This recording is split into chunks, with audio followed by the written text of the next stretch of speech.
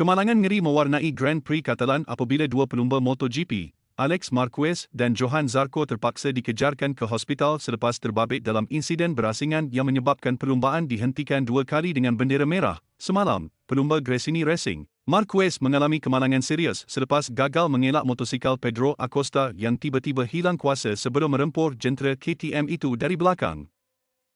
Insiden tersebut menyaksikan Marquez tercampak ke arah dinding dan melambung beberapa kali di kawasan gravel. Pemeriksaan perubatan mendapati pelumba Sepanyol itu mengalami retak kecil pada tulang belakang berhampiran leher serta patah tulang selangka kanan dan dia dijadual menjalani pembedahan. Semua terkawal. Saya berada di tangan terbaik, katanya menerusi media sosial X. Perlumbaan yang disambung semula kemudian sekali lagi dicemari kemalangan apabila Zarco terbabit dalam pelanggaran 3 penjuru bersama Francesco Bagnaia dan Lucia Marini di selekor pertama selepas membrek terlalu lewat. Zarco dilaporkan mengalami koyakan ligamen lutut selain retak kecil pada bahagian bawah fibula di buku lari kiri. Namun tulang femurnya tidak patah. Saya akan bermalam di hospital untuk pemantauan lanjut, katanya menerusi Instagram.